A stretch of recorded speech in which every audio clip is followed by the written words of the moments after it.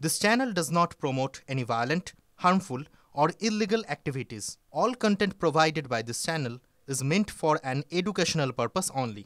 Top quality और consistent performance के लिए सिर्फ सिल्वर पंप नाम याद रखना। বিধানসভায় বিজেপির ওয়াকআউট এই মুহূর্তের গুরুত্বপূর্ণ আপডেট। বিধানসভায় বিজেপির ওয়াকআউট আপনারা দেখছেন, নেতৃত্বে শুভেন্দু অধিকারী। এই মুহূর্তে দেখছেন সেই ছবি, বিধানসভায় বিজেপির ওয়াকআউট। আমার সহকর্মী প্রদীপ্ত রয়েছেন, সেখানে শুনবো। প্রদীপ্ত, বিষয় যে এই ওয়াকআউট তারা করেননি, তার কারণ অধিবেশন শেষ করে দেওয়া হয়। শুভেন্দু অধিকারীদের অভিযোগ যে শুধুমাত্র মমতা বন্দ্যোপাধ্যায়কে বলতে দেওয়া হয় এবং মমতা বন্দ্যোপাধ্যায় ওবিসিদের বিষয় নিয়ে এই মুহূর্তে যে অভিযোগ চলছে, মমতা বন্দ্যোপাধ্যায় শুভেন্দু অধিকারী কি বলছেন একবার আমি দর্শকদের শোনাবো। লড়াই রাস্তাতে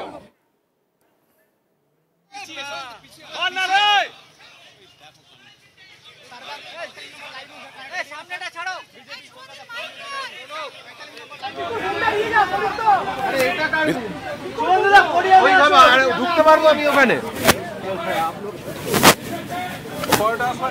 কি হবে?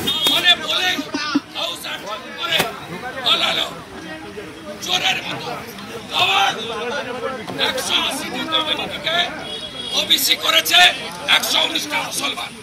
এ সরকার মুসলমানের সরকার, মুসলিম লীগের সরকার।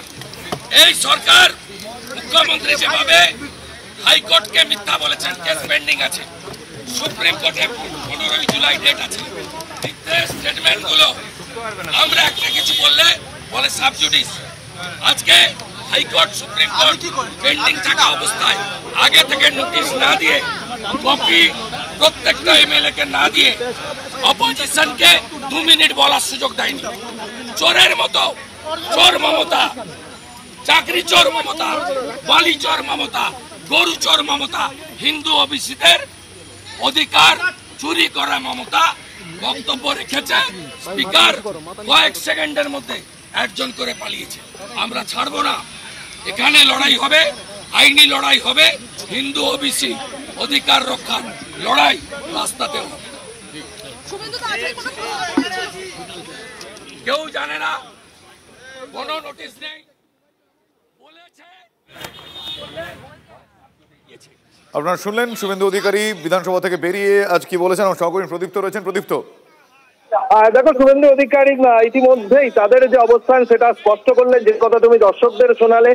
এবং মমতা বন্দ্যোপাধ্যায় তিনি কিছুক্ষণ আগে বিধানসভায় আসেন এবং অধিবেশন কক্ষে তিনি উপস্থিত হন এবং তিনি ওবিসিদের ইস্যু নিয়েই কিন্তু মূলত বলেন। এবং তার বক্তব্য, ওবিসিদের এই যে সংরক্ষণের যে বিষয়টি হচ্ছে, যে সার্ভে শেষ হয়েছে তা নিয়ে সোশ্যাল মিডিয়া এবং বেশ কিছু মিডিয়ায় বিভিন্ন ধরনের বিভ্রান্তি ছড়াচ্ছে এবং সেই কারণেই তিনি একেবারে নথিপত্র সমেত কলকাতা হাইকোর্টের যে নথিপত্র রয়েছে সেগুলো তিনি বিধানসভায় টেবিল করেন। তার পাশাপাশি দেখা যায় যে পাবলিক নোটিফিকেশন যেগুলো হয়েছিল সেগুলো, সেই সমস্ত নথিপত্রকে সঙ্গী করে তার বক্তব্য হচ্ছে যে বারবার করে বিভিন্ন মিডিয়াতে এবং সোশ্যাল মিডিয়ায় বিভ্রান্তি ছড়াচ্ছে এই বিষয় নিয়ে, যে ধর্মীয় ভাবে এই ওবিসির যে সমীক্ষা সেটা করা হয়েছে এবং এরকম কোনো বিষয় নাই, ধর্মের সঙ্গে কোথাও কোনো সম্পর্ক নেই।